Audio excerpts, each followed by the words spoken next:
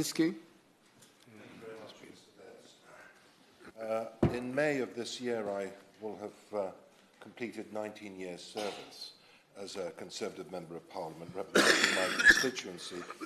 And I think for me, on reflecting back on those 19 years, I think the planning system, the current planning system and the ramifications of it are one of the greatest concerns for me and many of my constituents. And I'd like to highlight a particular very important infrastructure project in my constituency, because as a Conservative, the thing that I'm most interested in is value for money for taxpayers. And we've been talking about Shrewsbury, of course, a beautiful town in Shropshire, more listed buildings than any other town in England.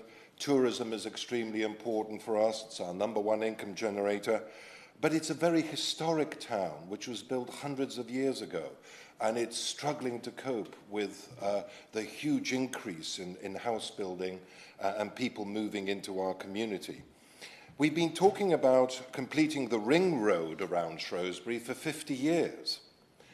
And I was approached by the Shrewsbury Business Chamber some years ago. The late Graham Galliers, the head of the Shrewsbury Business Chamber, came to see me and said, the one thing you need to do as the Member of Parliament is to secure the funding to complete the ring road around Shrewsbury, because that is at the very centre of economic sustainability for your constituency. I use my position in the House of Commons to lobby for funding for the completion of the ring road. It's basically 9 o'clock to 12 o'clock has been missing. So the ring road is there, but 9 o'clock to 12 o'clock has been missing for 50 years. And completing 9 o'clock to 12 o'clock will actually free up the whole north-western segment of Shrewsbury, which is undeveloped. And the construction of this ring road will be the catalyst for a massive private sector investment in that vacant, empty northwest segment of Shrewsbury. I was delighted when the then Secretary of State for Transport came to see me in February 2019. I repeat that figure, that date, February 2019. Exactly, actually, slightly more now than 5 years ago. He came to see me in the House of Commons chamber and said, good news, you've got the funding for the North West Relief Road. That was 5 years ago. I live in Coton Hill in the centre of Shrewsbury, and I see the extraordinary congestion that takes place in my town. It now takes, we're a small county town, but it takes over an hour to get from one end of Shrewsbury to another because of the huge amount of congestion. And of course, as I've said before, massive construction.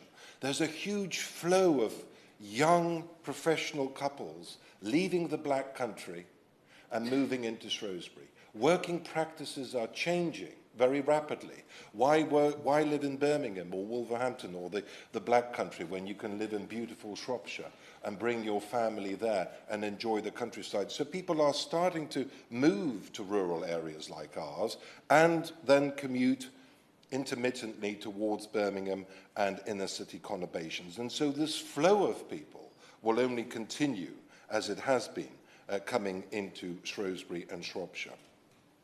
So 5 years ago, I secured this funding, and over the last 5 years, I have watched the ping-pong that's been taking place between Shropshire Council, my democratically elected local council, Conservative council, which is elected by people and accountable to the local people. I've watched the ping-pong between Shropshire Council and the Environment Agency, each side blaming the other for the extraordinary delays that have been taking place in trying to get this project through the planning process and for construction to start. In my frustration as to what was going on, I said nothing for the first year. I said nothing for the second year. I watched with increasing desperation and concern, but I said nothing for the first year, nothing for the second year, nothing for the third year. Well, eventually, I said, I can't allow this to continue. I must intervene. So I asked to see the new chief executive of the Environment Agency, The Environment Agency, of course, share the building, the Home Office building just round the corner. And I wrote to the new Chief Executive of the Environment Agency, Mr. Duffy, who had worked as a civil servant at the Treasury and now has become the Chief Executive of the Environment Agency. And I asked him in a polite letter whether I could meet with him and bring some of my councillors, the portfolio for highways. Initially, I was told that he would only see me, that he refused to see my councillors. And we went through a bit of an argy-bargy in order to ensure that they were ultimately the portfolio holder for highways and others were able to join me. And this is all about the construction of a bridge over the River Severn, because the North West Relief Road, there's a segment of the road where we need to build a bridge which goes across the River Severn. And of course, this bridge, and as with so many other construction projects, there is no alternative, this bridge comes relatively close to an aquifer from which drinking water is taken for the people of Shrewsbury. And that is why I am told there are such significant delays. But do we need, I mean, I'm going to say something controversial, and there will be a lot of people who violently disagree with me, but then again, that's politics and that's democracy. But do we need these quangos? Do we need the Environment Agency? Yes, of course we do. I see some snorting and guffawing from the opposition benches. Of course we do. Of course we need the Environment Agency. We need the Environment Agency in order to work with us and our authorities on mitigating flooding. I chair a caucus of 38 Conservative members of Parliament who have the River Severn flowing through their constituencies, Britain's longest river. We're working in a very constructive way with the Environment Agency and the River Severn Partnership to try to lobby collectively for additional resources to tame Britain's longest river. Yes, I see a relevance in that. But do we need this sort of level of interference from an unelected, unaccountable, and clearly lacking in transparency organisation to scrutinise a democratically elected council that is responsible to the people of Shrewsbury, that is elected, that can be thrown out by the electorate if they make a mistake, an environmental mistake? They've hired some of the best advisors, environmental advisors, construction companies to try to build this bridge. Can we afford, as a nation, this level of excessive engagement between the Environment Agency and a democratically elected council? I would argue we don't. I would argue that I actually trust the local council with all of its resources, all of its good intentions, with local councillors who are part of the community, local councillors who drink the water that we take from the aquifer, local councillors who are elected and accountable to the people. Can we entrust our councils to make these decisions and to build essential infrastructure projects for our constituents, or do we need this outside body? And of course, at the end of the day, what worries me more than anything else is that I secured £58 million for this road in February 2019. £58 million. Now, I think the end project is going to cost about 140 million, or maybe 150 million. Now, that's just my project in Shrewsbury.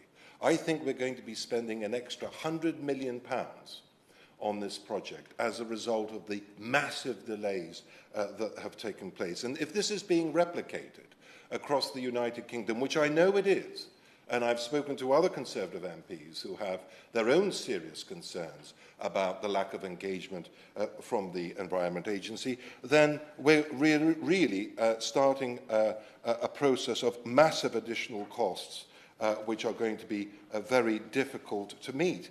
And it's this lack of urgency. I can show you, Mr. Betts, a file 7 inches thick of my correspondence with the Environment Agency over the last 5 years on this one project. If you'd like, I can show you the 7-inch thick file of all the correspondence that I've got into with the Environment Agency on this one project. So I'm very unhappy with that, and I'd like the Minister to know that I have serious concerns as to the impact on taxpayers, my local hard-working families who are paying their taxes, and yet the lack of urgency, the lack of accountability from Mr. Duffy and his officials on this matter is clearly very disturbing indeed. Now, last week, we had a very positive announcement, which is an extra £244 million designated for transport projects in Shropshire. But how have we got that £244 million? We've got it because HS2 has been stopped, has been cancelled. I was a great supporter of HS2 because I was told that one of the reasons why we didn't have a direct train service between Shrewsbury and London, the only county town in England without a direct train service to London, one of the reasons we didn't have it was a lack of capacity on the network, and that HS2 was going to free up and build for future generations and increase that capacity. I think what the Victorians did is fascinating because they built not for themselves, they built for future generations. You plant the row of trees, you're not going to benefit from the shade yourself, you'll be gone, but those who follow you will benefit from the shade. And the Victorians understood that, and they built for future generations. The London metro system, which I use almost every single day, is a classic example of building for future generations. And so I was very saddened that the Prime Minister ultimately decided to scrap the project, but cognizant that there was no alternative. Because of the huge additional costs for this project, because of NIMBYs and people who campaigned against various aspects of it, therefore leading to massive increases in costs. So we've benefited in Shropshire for an extra £244 million. Thank you very much, Treasury.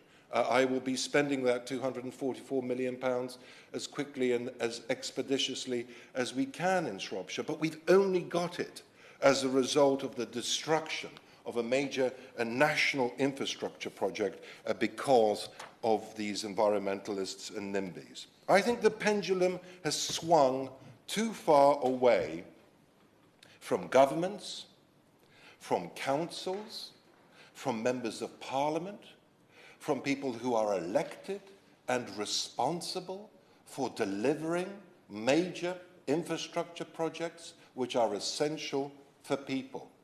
I think the pendulum in our society has swung too far away from those people who are in positions of responsibility and accountability. And that pendulum has swung towards the environmentalists, the Environment Agency, the NIMBYs, and we all have thousands of NIMBYs in our constituencies. We need to recalibrate this equilibrium in order to ensure that more power is brought back to engineers, architects, designers, planners, councils, governments and members of parliament, because otherwise we are going to sink, and I want the Minister to remember this, we are going to sink into a quagmire in this country, whereby we cannot build essential infrastructure projects and they will double, triple and quadruple in price. That is something which is simply unacceptable, and I look forward to hearing from the Minister as to what her intentions are to streamline and improve the planning process so that examples like my North West Relief Road do not occur in other constituencies in the future. Thank you. Right, we now move on to the front benches. I haven't managed to